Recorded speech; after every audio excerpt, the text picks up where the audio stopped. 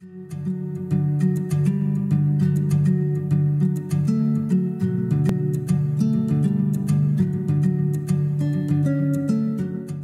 llegando ya a la presentación de la última mesa de diálogo en estos 2 días, en estas 2 jornadas de la 12ª reunión regional andina de la Unión de Universidades de América Latina y el Caribe, teniendo como anfitriona, como es obvio y lo estamos viviendo aquí en la Universidad Nacional Mayor de San Marcos. La cosmovisión es el tema, la cosmovisión andina, una mirada interdisciplinaria. Si ya estamos interconectados, sí, estamos interconectados en estos momentos, ya estamos conectados con nuestros expositores. Participantes serán 2, el señor Antonio Romo Leró, él es artista visual de Ecuador, a quien ya lo estamos viendo en pantalla, y luego estará el doctor Henry Tantalián, director del Museo de Arqueología de la Universidad Nacional Mayor de San Marcos, quien sí está presente en el Salón General esperando su momento para la presentación. Reiteramos, el señor Antonio Romo Leró, artista visual de Ecuador, pero vamos a invitar a la doctora, ella es catedrática de diversas universidades, actualmente subgerente de Educación de la Municipalidad Metropolitana de Lima, y estudiosa investigadora, la doctora Doris Renata Teodori de la Puente, como moderadora de esta última parte, a quien la invitamos para la conducción y la presentación a cada uno de los expositores. Doctora Renata, por favor. Muchísimas gracias. Es para mí un gran honor y satisfacción estar presente hoy en esta importante sesión en la 12ª reunión regional andina de la Unión de Universidades de América Latina y el Caribe, en la reunión de la región andina.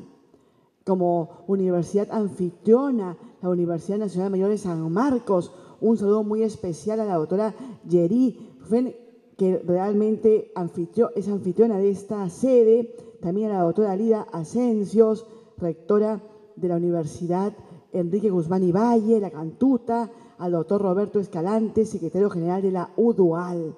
Para mí fue una gran satisfacción presentar un tema tan importante, la última mesa. Como muy bien se ha dicho, la mesa de diálogo, la cosmovisión andina, una mirada interdisciplinaria. Tenemos como participantes, como muy bien se ha dicho, al doctor Antonio Romo Leró y al doctor Henry Tantalián. Empezamos con el doctor Antonio Romo Leró. Él es originario de Quito, pintor, grabador, escultor y dibujante ecuatoriano del hermano país de Ecuador. Ha incursionado en diversos estilos como el abstraccionismo, el figuratismo y el realismo psicológico en las artes plásticas.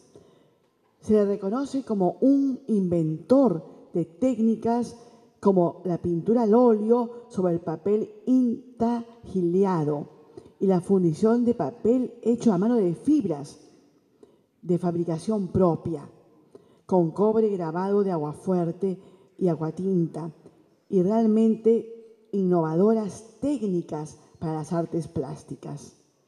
Es ganador del Premio Único de Pintura Mariano Aguilera, 1995, entre muchos otros premios.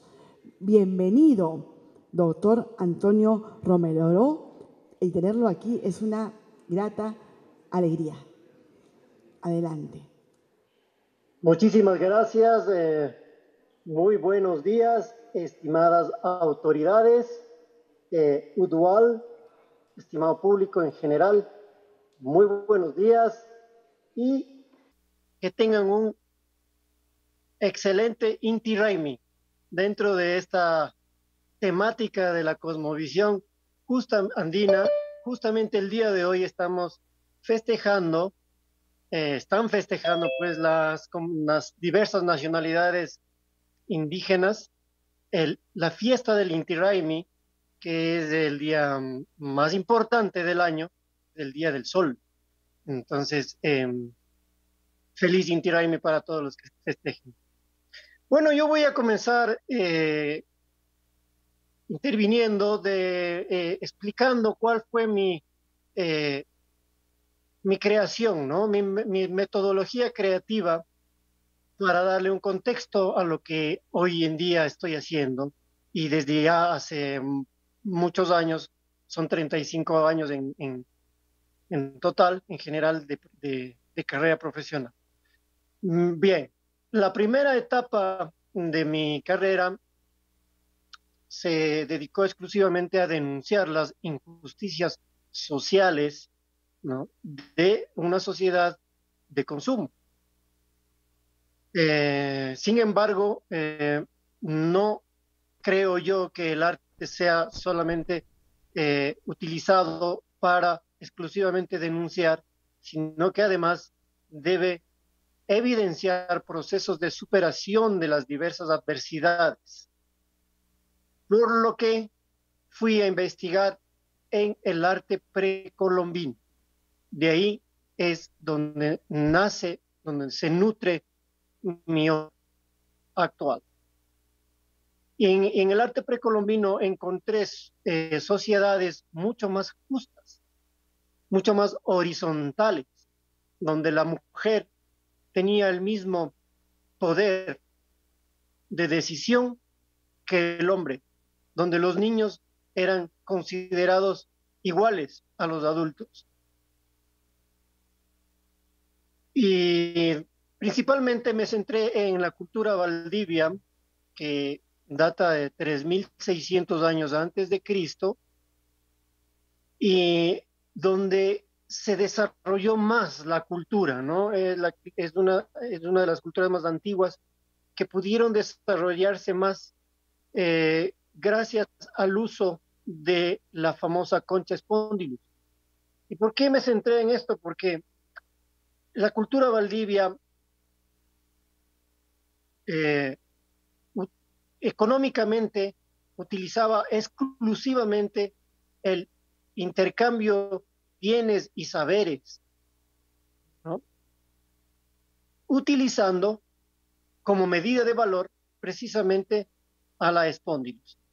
Yo me voy a dar una licencia, con su permiso, para irles enseñando, ¿sí? Voy a mover la cámara para enseñarles unas pequeñas muestras, en este caso una colección de espondilus, y luego enseñaré las propias obras. Así que, si me permiten, voy a enseñarles.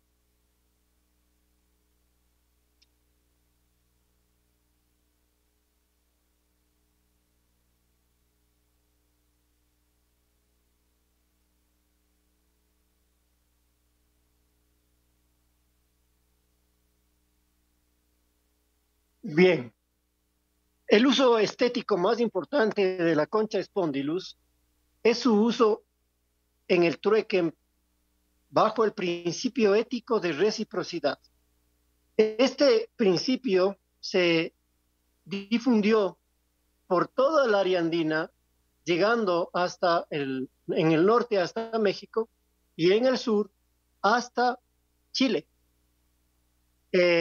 Muy importante porque en el día de hoy, en el trueque contemporáneo, existe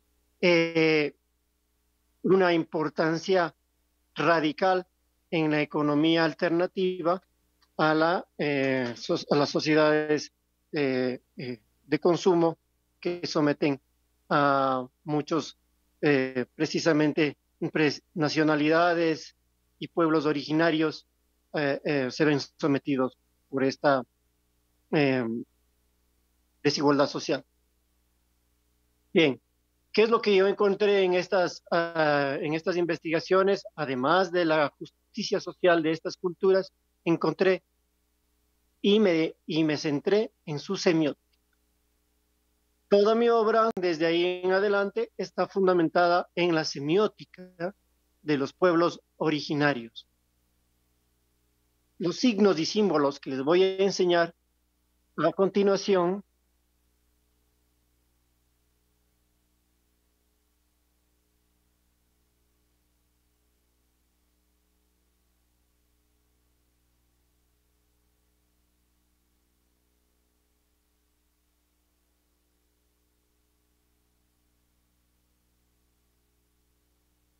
están trabajados en una de las técnicas que inventé yo, que se llama intaglio, que le denominé intaglio sobre óleo. Es decir, el papel, el intaglio es el papel intagleado, el papel en relieve y está pintado con óleo. Cada uno de esos signos son seres sagrados, ¿no? Para las diversas nacionalidades eh, indígenas. Seres sagrados que provienen de la naturaleza. Por ejemplo, el jaguar, la anaconda, la energía, la rana, el águila arpía, etcétera. Animales y seres sagrados. Y yo trabajo esto, traigo a la ciudad, traigo a la sociedad occidental precisamente la semiótica de las nacionalidades indígenas para no llevar la ciudad hacia sus eh, territorios ancestrales, ¿no?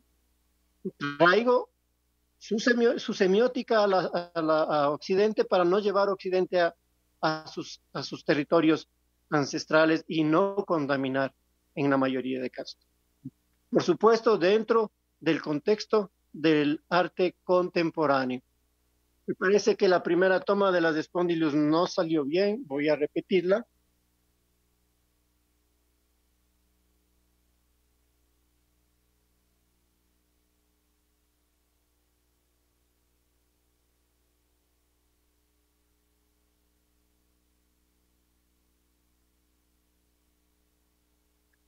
Muchos de ustedes conocerán estas Spondylus.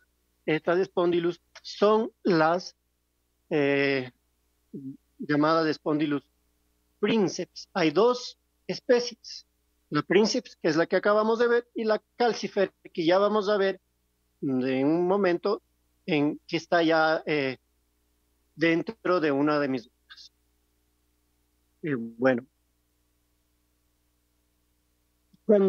cuando comencé a crear esta obra, hicimos libros, participé en algunos libros, en estudios de campo, que ratificaron precisamente la cosmovisión andina hecha realidad. Luego de estudiar a las diversas culturas precolombinas, me dediqué a investigar a las nacionalidades indígenas vivas que se encuentran distribuidas en todo el territorio, sobre todo ecuatoriano y gran parte del territorio latinoamericano. Entonces, en esta investigación de campo, conviviendo con estas nacionalidades y estos pueblos originarios, me percaté de la importancia que tiene la cosmovisión, llamada cosmovisión andina, pero que en realidad engloba no solamente a los países andinos y a los sectores andinos de los países de esta región, sino además de otros pueblos y otras nacionalidades ubicadas alrededor, cerca de la zona andina, pero que aún mantienen su nacionalidad intacta, como son los pueblos de la selva. En Latinoamérica, casi toda Latinoamérica tenemos selva, y los pueblos de la Amazonía están estrictamente ligados a la cosmovisión andina, están prácticamente dentro de la cosmovisión andina. Bueno, me voy a permitir moverme un poco para darles a conocer la técnica que desarrollé después. Esta es la técnica que se llama papel hecho a mano de fibras de abacá. Voy a acercarme un poco para que ustedes puedan tener casi un contacto directo con la textura del papel. Este papel está fabricado de abacá, que es una palma que restaura los suelos dañados por los monocultivos. En este caso, lo que yo hago es fundir el cobre. En este caso, tenemos un cobre escultórico, ¿no es cierto? El cobre grabado y soldado, fundido con agua fuerte. Esto no existe en ningún otro lugar del planeta. Y lo que yo grabo en el cobre son precisamente la semiótica de los pueblos originarios. En este caso voy a ponerme en el cuadro para que tengan una idea de la dimensión de las obras. Algunas de estas obras llegan a medir de 10 metros de largo por 5 metros de ancho. Pero esta es una obra que mide 2 metros por 1,5 metros. Entonces aquí podemos apreciar la otra especie de Spondylus, que es la Princeps. Claro, en este caso ya está pulida y está fundida con el papel. El objetivo de la técnica del papel hecho a mano, fundido con cobre grabado, es precisamente demostrar que las fragilidades se pueden convertir en fortalezas. ¿Por qué? El papel es símbolo de lo frágil, de la naturaleza, precisamente de la cosmovisión frágil, casi ya olvidada, casi ya desterrada de la sociedad occidental, ¿no? Pero no ha sido completamente desterrada. Existen nacionalidades y pueblos originarios vivos que mantienen precisamente esta cosmovisión vigente. Bueno, el papel es símbolo de esto, de la fragilidad de la naturaleza. El cobre es símbolo de lo fuerte, de lo industrial, de la industria, ¿no es cierto? El metal en general en la ciudad es como los huesos en el cuerpo, ¿no? El metal es imprescindible, es casi que no se puede corromper, pero no es así. Yo grabo en el cobre profundamente la semiótica de los pueblos originarios. Luego fundo, una vez que fabrico el papel de la fibra de vaca, fundo este papel con la plancha previamente grabada, pátina con fuego y lacada, para que formen un solo cuerpo, para que formen un nuevo elemento juntos. Eso es lo que se llama interculturalidad, ¿no?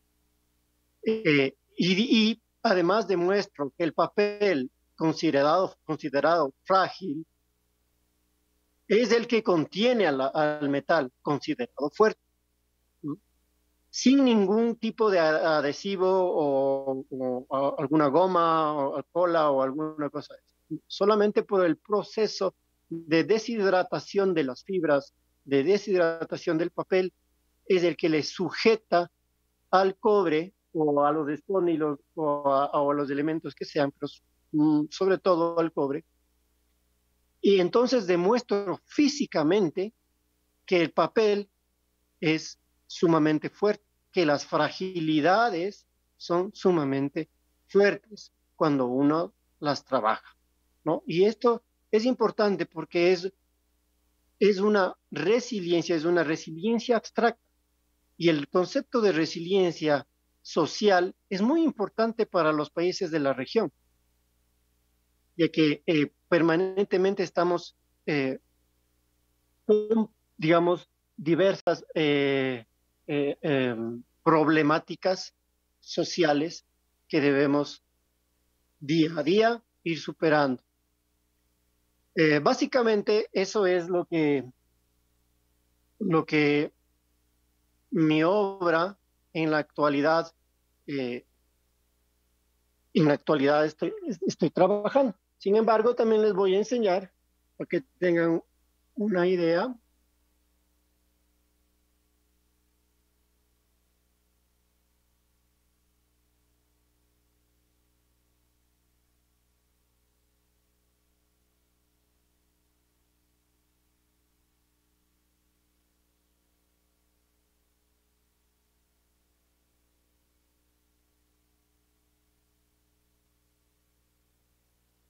de la última obra, de la obra digital que fue trabajada en pandemia. Es decir, que no estamos de ninguna manera desechando la tecnología. Al contrario, en mi obra está muy presente la tecnología, tanto para utilizarla como para también tener un criterio y un diálogo de pensamiento alrededor de la tecnología, hasta qué punto nos hace bien y hasta qué punto nos hace mal. Esta crítica es constructiva desde el punto de vista psicológico, ¿no? Y es importantísimo hacerlo. Es importantísimo hacerlo para no descuidar precisamente nuestras raíces ancestrales, más que ancestrales, milenarias, ¿sí? A los que nos consideramos herederos de esta sabiduría, de estos saberes milenarios, que tienen como objetivo convivir con la naturaleza que nosotros somos. Que nosotros somos parte, todos los seres humanos son parte de la naturaleza. No somos humanos aparte de la vegetación y de la naturaleza. No, al contrario. Nosotros somos parte de una gran inteligencia que se está demostrando hoy científicamente, la gran inteligencia de la naturaleza, de la vegetación. Es una conexión increíble. Hoy en día se está demostrando la conexión de las raíces de los árboles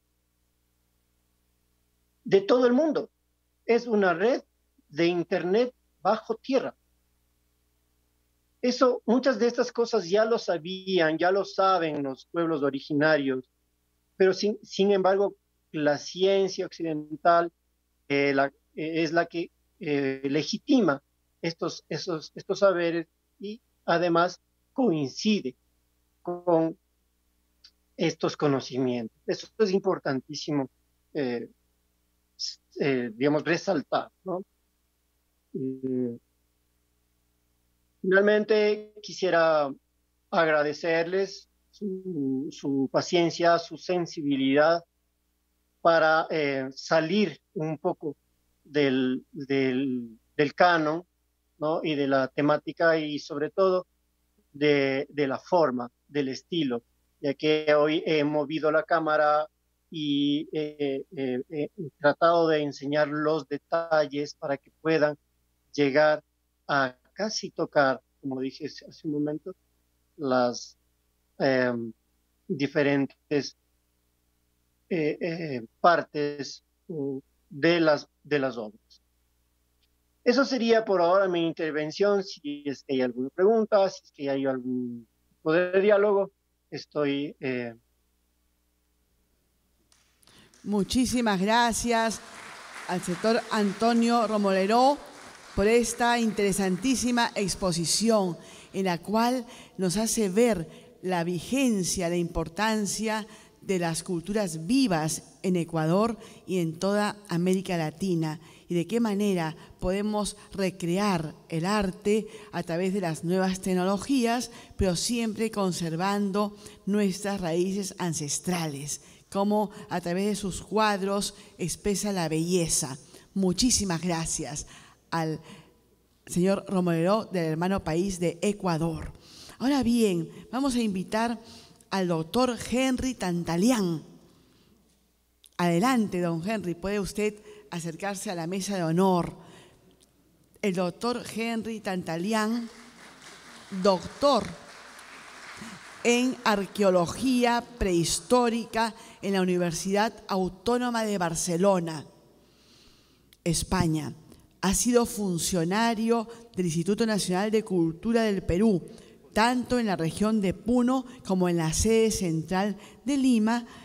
Asimismo, es profesor principal de la Escuela Profesional de Arqueología de la Universidad Nacional Mayor de San Marcos. también profesor de posgrado en la Universidad Nacional de Trujillo y también investigador asociado del Instituto Francés de Estudios Andinos del Perú. Ha investigado y publicado numerosos artículos científicos. Le damos la más cordial bienvenida.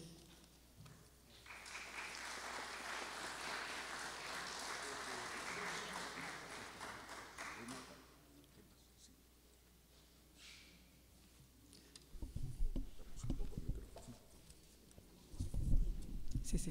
Muchas gracias. En primer lugar, buenas tardes a las autoridades, a la doctora Geri Ramón, a los vicerrectores de investigación y académicos, a las autoridades de UDUAL por esta invitación.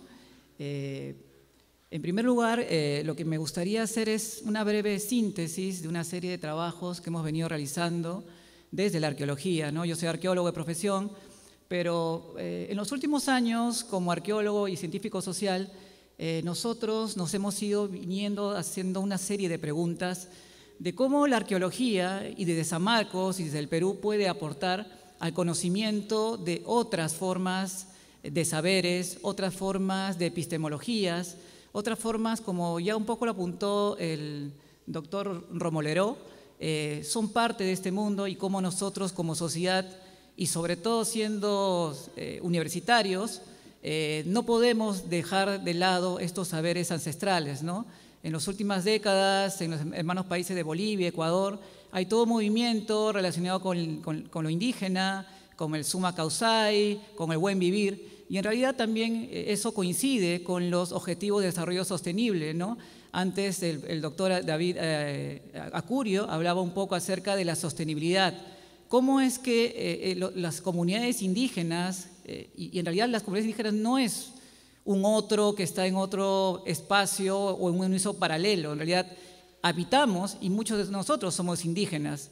Entonces yo creo que ha habido como una suerte como de alienación en el sentido de que nosotros como científicos formados en una epísteme occidental, poco a poco hemos ido dejando de lado eso que está cerca a nosotros. Y yo como arqueólogo que he trabajado en el campo, que he hecho un poco de antropología y etnografía, junto con una serie de colegas publicamos este libro hace unos 4 años y lo publicamos además intencionalmente en inglés, porque como sabemos la academia, lamentablemente hoy por hoy se habla en inglés, se dice en inglés, se discute en inglés. Y creo que yo como peruano y como arqueólogo creo que estamos en una fase de desarrollo científico en el cual ya los arqueólogos peruanos podemos decir en primera persona y desde nuestra propia lugar de enunciación lo que creemos y queremos que sea nuestra forma de comprender el mundo. A mí me pidieron que hablase un poco de la cosmovisión andina. En realidad, a diferencia de otros colegas y compañeros, creo que existen muchas cosmovisiones andinas. Y si algo podemos aprender de las cosmovisiones andinas es eso que decía el señor Romoleró, la resiliencia, ¿no? Las comunidades indígenas han resistido más de 500 años y seguirán resistiendo durante 500 años más. Y eso creo que es algo que nos importa, nos interesa aprender. Creo que la autonomía es otro elemento importante que nos han enseñado las comunidades indígenas. Las comunidades no necesitan, como ya José María Argueda se dio cuenta en su momento, de que nosotros desde la ciudad les digamos lo que tienen que hacer. Ellos mismos, como nos están demostrando día a día con sus movimientos campesinos, indígenas, están presentes en nuestras agendas y ya no necesitan que la gente blanca de Lima Occidental les diga lo que tienen que hacer. Ellos mismos crean sus universidades, crean sus instituciones y crean sus propios movimientos. Entonces nosotros hablamos de unas ontologías andinas. La palabra ontología obviamente tiene una raíz occidental, epistémica, europea, pero también podríamos decir que es simplemente y llanamente la forma en la que los seres humanos andinos conciben su lugar, su tiempo y su espacio. En realidad, esta vasija que la pueden visitar en el Museo El Arco de Lima es una vasija que de una forma u otra considera por ejemplo, la transformación, cómo el mundo andino, cómo el mundo, en este caso prehispánico, concebía al mundo en flujo, en permanente dinámica, en permanente movimiento, y es así como las comunidades indígenas andinas conciben el espacio y el tiempo, no como categorías vacías, sino que están constituidas y llenas en su relación, no con esa cosa llamada naturaleza, porque ellos comprenden que están insertos, están incorporados en la naturaleza, y como tal, cuestiones como el extractivismo, la violencia de género, cuestiones relacionadas con el patriarcado y simplemente cuestiones como el diálogo, son cuestiones que son principios de las comunidades indígenas, no por una cuestión ética, moral, sino por una cuestión simplemente práctica. Les ha servido, les ha funcionado durante 12.000 años antes de que llegasen los españoles y les enseñasen instituciones diferentes. La democracia y el diálogo y una forma de asambleísmo funciona en los Andes y cualquier persona que va al campo lo puede notar.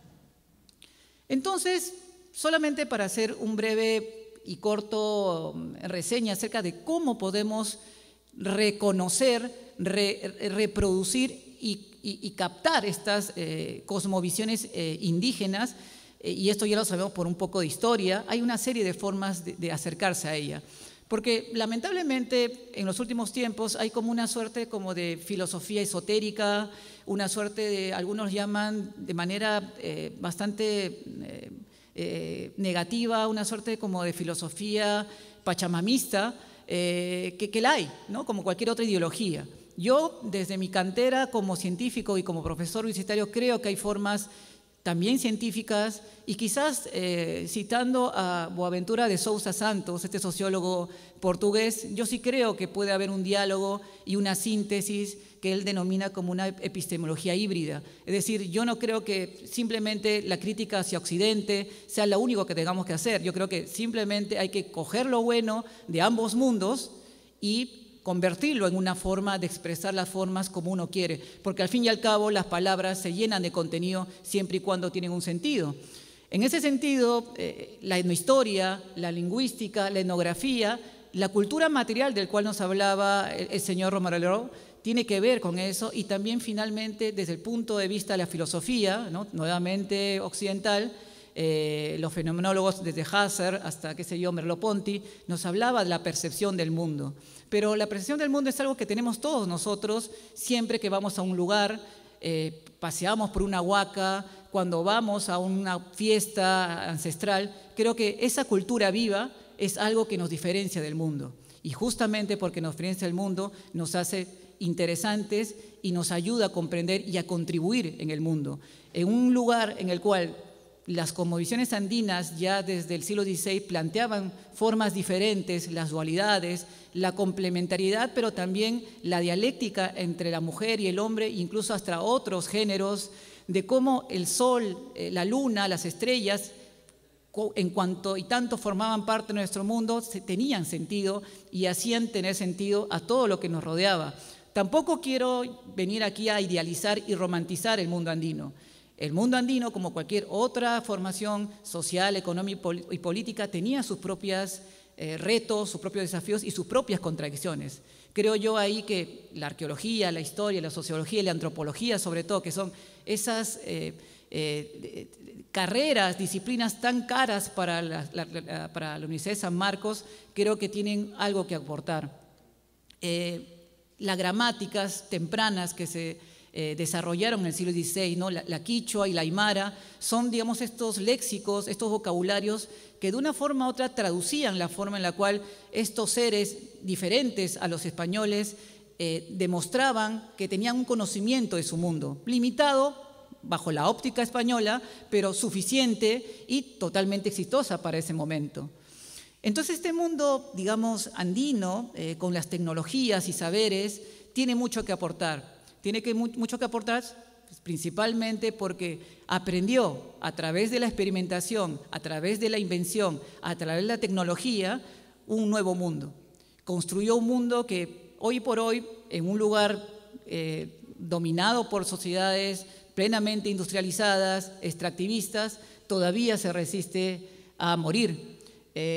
La cerámica, los mercados tienen una vida profunda y las comunidades están ciertamente interesadas en incorporarse al mercado también, ¿no? Porque también existe como esta suerte como de paradoja, ¿no?, entre un mundo ancestral, tradicional, visto como algo estancado, pasado, y el mundo, digamos, del progreso, el capitalismo y, digamos, de toda la cuestión económica. Sin embargo, yo como arqueólogo veo claramente, esta es una foto mía en la Feria Dominical de Azángaro, en Puno, mientras mis trabajos de campo, y se ve claramente cómo estas comunidades no se han quedado estancadas.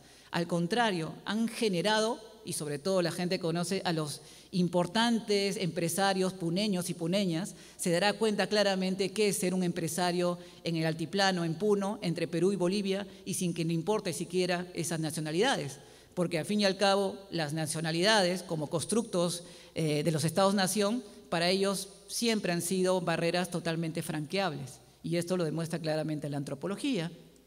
Entonces, solamente para acabar este comentario, me hubiese gustado desarrollar un poco más de puntos, pero yo creo que sinceramente estamos en un lugar bastante importante. Saludo y felicito a Udual, ¿no?, en la realización de esta reunión del área andina. Creo que la cosmovisión o las cosmovisiones andinas pueden servir como un elemento que nos ayude a contribuir a la generación de una nueva sociedad latinoamericana que no tenga fronteras, y esta reunión así lo demuestra, una sociedad en la cual seamos más inclusivos y una sociedad que, fin y al cabo, sea una construcción propia y heroica. Muchas gracias.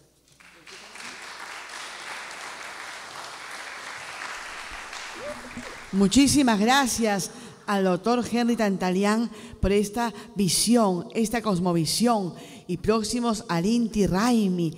Yo creo que nos ha dado luces de cómo las ciencias sociales tienen plena vigencia y recogen todos los aportes ancestrales.